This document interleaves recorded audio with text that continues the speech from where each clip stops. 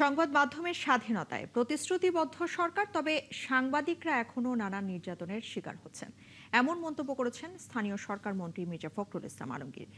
এ সময় বন্ধ সংবাদপত্রগুলো চালুর তাগিদও দিয়েছেন তিনি। আর তথ্যমন্ত্রী জহিরুদ্দিন স্বপন জানিয়েছেন, খুব শিগগিরই একটি গণমাধ্যম কমিশন গঠন করা হবে, আর সেটি হবে ফ্যাসিবাদ উত্তর সবচেয়ে কার্যকর প্রতিষ্ঠান। সংবাদপত্রের কালো দিবস উপলক্ষে সকালে এক আলোচনা সভায় এসব কথা বলেন তারা। আরও জানাচ্ছেন জুলিয়া তানহা। সংবাদপত্রের কালো দিবস উপলক্ষে সোমবার জাতীয় প্রেস ক্লাবে আয়োজিত আলোচনা সভায় অংশ নেন সরকারের দুই মন্ত্রী, সাংবাদিক নেতা ও গণমাধ্যম ব্যক্তিত্বরা। আলোচনায় উঠে আসে গণমাধ্যমের স্বাধীনতা, মালিকপক্ষের জবাবদিহি এবং সংস্কারের নানা প্রস্তাব।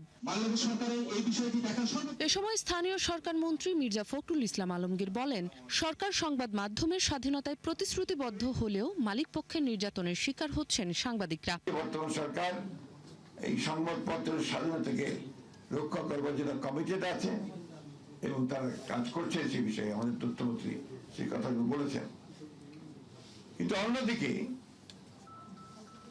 সংবাদপত্রের মালিকরা, যারা বিভিন্ন আপনার যে হাউসগুলো আছে, বিজনেস হাউসেস, তারা কিন্তু অন্যায়ভাবে সাংবাদিকের উপর নির্যাতন করছে।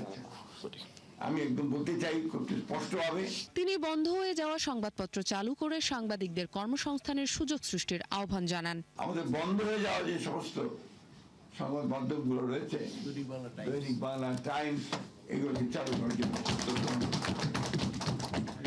এমনকি যদি বিচিত্রাও সম্ভব হয়, আমার মনে হয় বিচিত্রাকে চালু করতে হবে, কারণ এগুলো তো আপনার ঐতিহ্যগত একটা ব্যাপার আছে। সুতরাং এটাকে সামনে নিয়ে আসার ব্যবস্থা করতে হবে। আর তথ্য ও সম্প্রচার মন্ত্রী জহিরুদ্দিন স্বপন বলেছেন, দ্রুতই একটি কার্যকর গণমাধ্যম কমিশন গঠন করা হবে, আর সেটিই হবে ফ্যাসিবাদ উত্তর সবচেয়ে কার্যকর প্রতিষ্ঠান। কিন্তু যেই গণমাধ্যম শিল্প প্রতিষ্ঠান হিসেবে দাবি করবে, তাকে অবশ্যই বাংলাদেশ সরকারের অথবা দেশের প্রচলিত আইন অনুযায়ী এই শিল্প প্রতিষ্ঠান পরিচালনা করতে হবে। সঠিকভাবে সকলে মিলে একটা গণমাধ্যম কমিশন এবং তার কোয়ার্সি জুডিশিয়াল ক্ষমতা সহ একটা প্রতিষ্ঠান দাঁড় করে ফেলতে পারি আমরা, তাহলে এই প্রতিষ্ঠান হবে বাংলাদেশে ফ্যাসিবাদ উত্তর বাংলাদেশের নতুন যাত্রার সবচেয়ে শক্তিশালী প্রতিষ্ঠান।